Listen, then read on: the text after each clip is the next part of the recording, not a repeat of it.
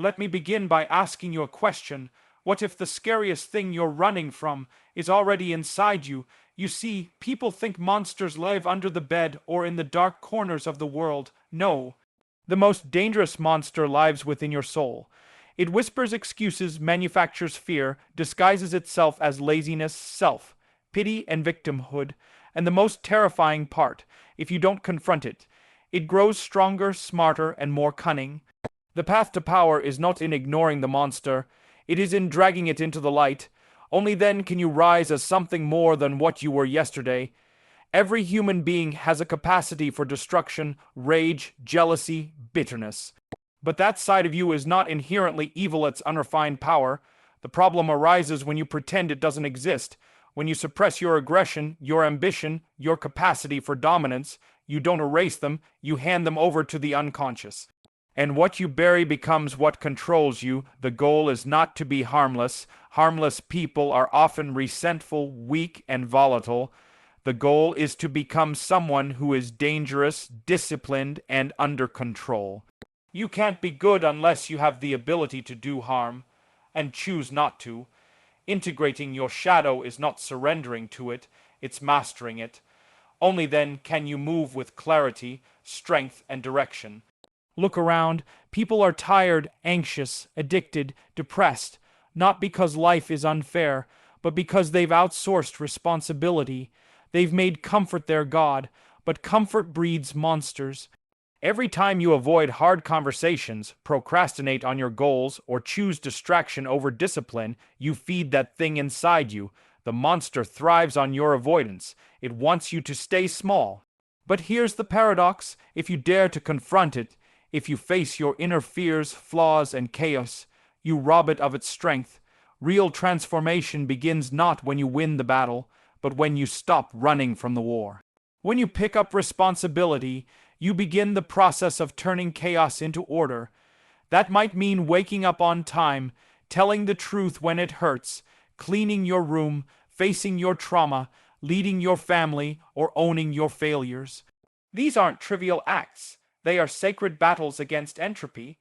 Responsibility is not a burden. It's your shield and your sword. When you willingly carry what is heavy, you grow. When you accept what is broken and begin to mend it, you evolve. The monster inside you wants you to blame the world, but responsibility tells you the painful truth. You are the solution. Once you stop fearing the monster and start understanding it, a shift happens. The anger becomes assertiveness, the fear becomes awareness, the pain becomes wisdom. You start walking straighter, your voice changes, people feel your presence. Why? Because you've faced the worst of yourself and survived it.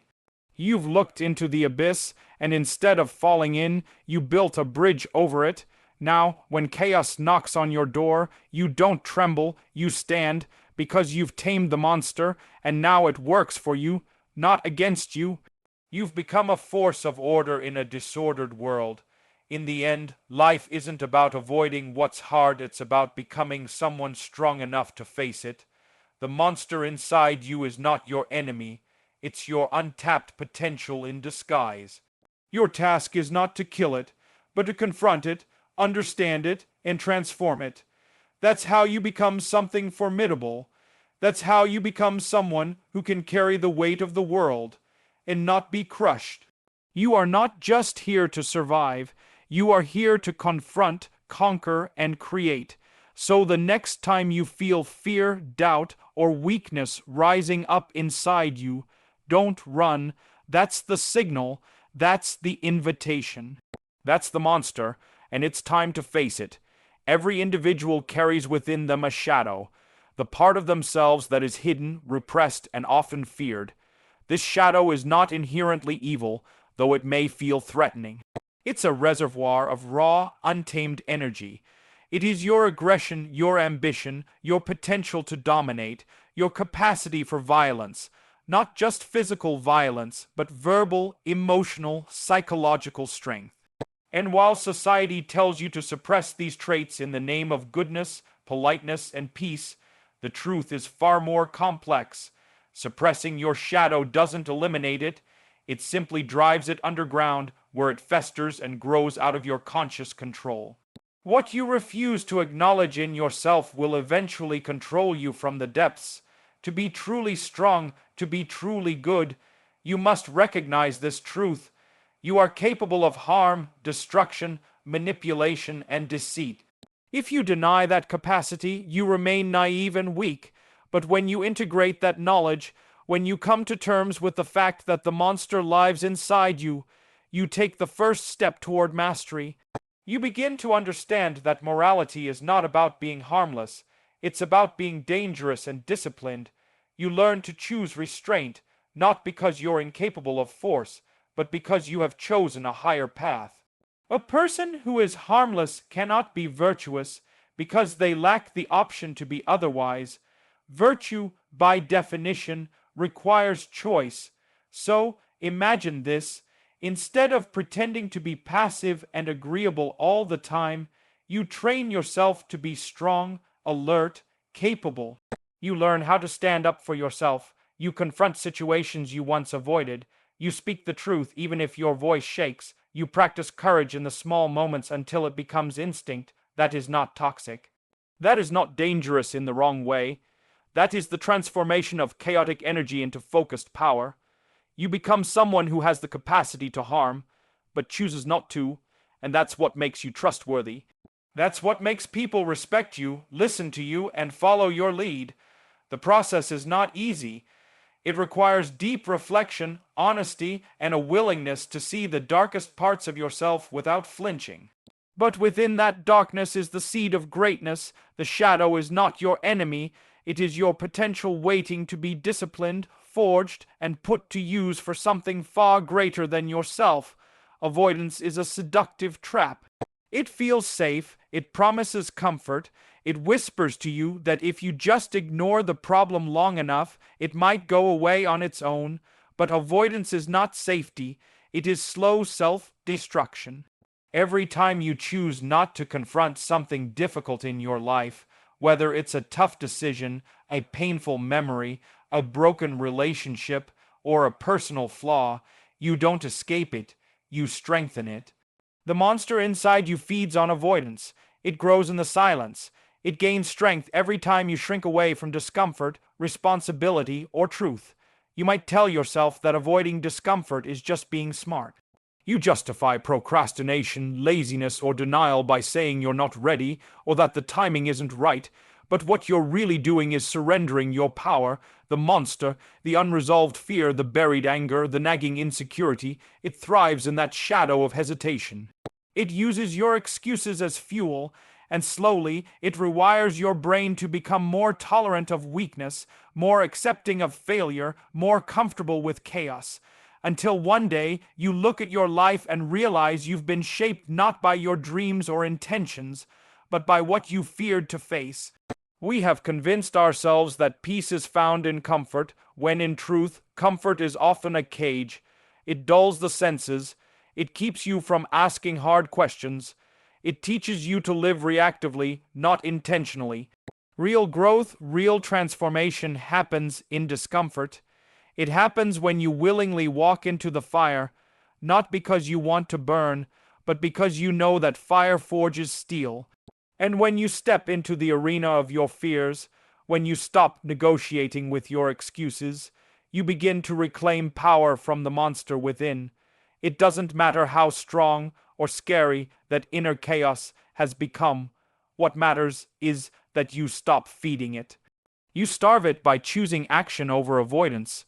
You weaken it by taking the first step, however small, into the very thing you fear, that hard conversation, that unresolved guilt, that neglected responsibility.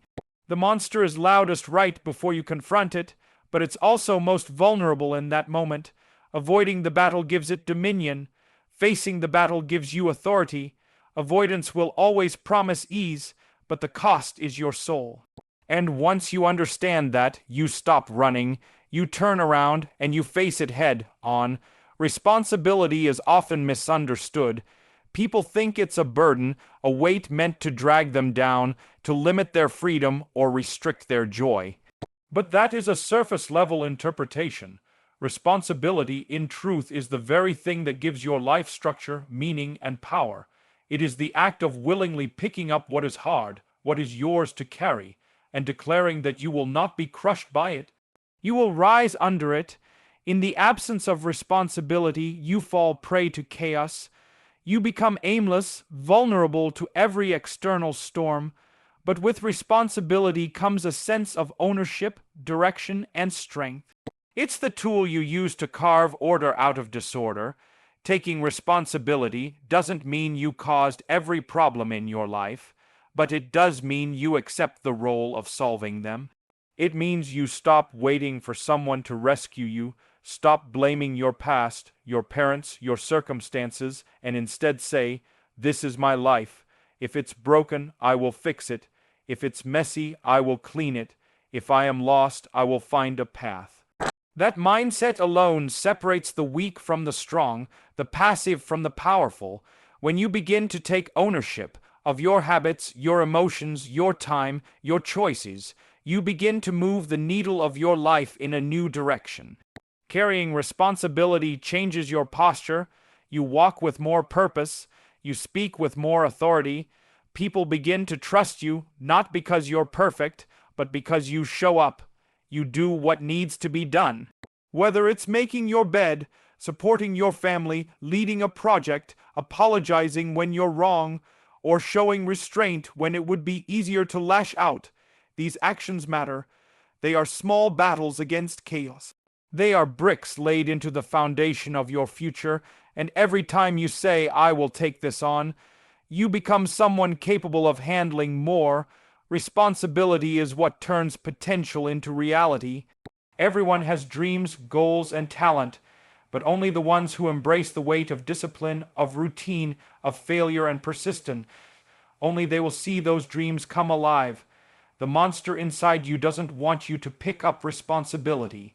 It wants you to wait, to hesitate, to crumble. But the moment you commit, the moment you begin to carry the weight, the monster starts to shrink. Because responsibility, when fully embraced, is not a burden at all. It is a path to freedom, to strength, to becoming everything you were meant to be. When you finally stop running from the monster inside and begin the process of confronting it, something profound occurs. You start to change, not on the surface, not in superficial ways, but deep down, at the level of your identity. You begin to master not only your emotions, but your instincts, your impulses, your fears. This isn't about putting on a mask of control or pretending to be fearless. It's about a transformation that is earned through internal battle. Mastery of the inner monster does not mean destroying your darkness. It means taming it, refining it, giving it a purpose higher than self, protection, or chaos. It means you have stared into the abyss within and chosen to return with strength, not weakness. As you integrate the parts of yourself that once frightened you, you begin to build something like armor around your soul, not a hard shell that blocks out the world, but a resilient frame that allows you to face it. Your aggression becomes courage, your pain becomes compassion, your ambition becomes vision. What once destabilized you becomes fuel. That's when people begin to notice that your presence has changed. You walk with confidence, not arrogance. You speak with clarity, not noise. You command respect, not because you demand it, but because you embody it. You've done the work others avoid, and it shows. The mastery of your inner chaos turns you into someone the world can lean on. You become a source of stability in unstable environments. People begin to trust your judgment, to look to you in times of pressure, not because you know everything, but because you don't crumble. You've already fought harder battles inside than anything the outside world can throw at you. That kind of quiet power is unmistakable. It radiates. It doesn't need to shout because it has already earned its place. This transformation is not quick. It is not glamorous. It is often lonely, painful, and relentless. But as you tame the monster within, you begin to see life differently. You realize that the point was never to become perfect, but to become prepared, to become ordered, to be a force that brings calm to chaos, light to darkness, and structure to disorder. And once you've achieved this mastery, you no longer fear the monster inside you, because it now serves you, it protects your mission, it guards your principles, it pushes you toward greatness. The war within becomes the foundation for peace outside. That's the paradox. The only way to become truly calm is to have conquered your capacity for rage. The journey to confront the monster inside of you is not one of destruction. It is one of revelation and transformation. For too long, many of us are taught to suppress, deny, and run from the darker aspects of ourselves. We're told that to be good, we must be passive, agreeable, and harmless. But the truth is far more demanding and far more liberating. You were not born to be soft clay shaped by the opinions of others. You were born with fire in your chest, capable of great danger and even greater good, if only you dare to confront that fire and learn to control it. The path of growth begins when you realize that there's no virtue in weakness and there's no power in avoidance. To become someone of real strength, you must walk directly into the depths of who you are and face what you find there. It's in that confrontation, with fear, with failure, with your own brokenness, that you begin to find clarity. No one becomes disciplined, wise, or courageous by accident. It is forged in discomfort, in the pain of self-examination, in the moment when you choose to accept responsibility instead of shifting blame. Every excuse you make, every truth you avoid, gives your inner monster more control. But every honest action, no matter how small, every time you clean your space, tell the truth, show up when you don't feel like it, chips away at that control and builds your own. Confronting the monster isn't a dramatic one-time battle. It is a daily decision to act with courage, to embrace your potential, and to move with purpose despite the chaos within and around you. As you walk this path, you begin to change from the inside out. You stop being reactive, you become composed. Your strength is no longer hidden beneath fear or guilt. It becomes visible, reliable, and controlled. You become someone who is not only capable of facing hardship, but who brings order into every environment you enter. That's what happens when you've tamed your own monster. You don't need to dominate others. You radiate presence. You don't shout to be heard. You speak, and people listen, not because you are loud, but because you are solid. This is the reward of the inner battle. You become useful, dependable, and, most of all, dangerous in the right way. The world does not need more people who are passive, aimless, or afraid of their own power. It needs people who have walked through their own fire, who have met their own monster, and come out the other side with strength and humility. The journey is not easy, it is not quick, but it is necessary. You are not here just to survive. You are here to master yourself, to bring order to your chaos, and to turn your struggle into strength. That is the call, that is the challenge, and only when you accept it can you begin to live as the person you were meant to become. So rise, confront the monster inside of you, and show the world what happens when a human being chooses courage over fear. Thank you so much for taking the time to watch this speech. If these words resonated with you, even in the smallest way, then I hope you leave here not just inspired, but activated. Remember, the journey to confront the monster inside you is personal, powerful, and absolutely necessary. And you don't have to be perfect to start. You just have to be willing. If you found value in this message, please don't forget to like the video, share it with someone who might need to hear it, and subscribe to the channel for more empowering content just like this. Every share, every comment, every interaction helps this message reach those who are silently fighting their own monsters. Your support means the world, and it fuels the creation of content that aims to challenge, uplift, and transform. Until next time, face your darkness, own your strength, and never stop becoming who you're truly meant to be. Thank you, and goodbye.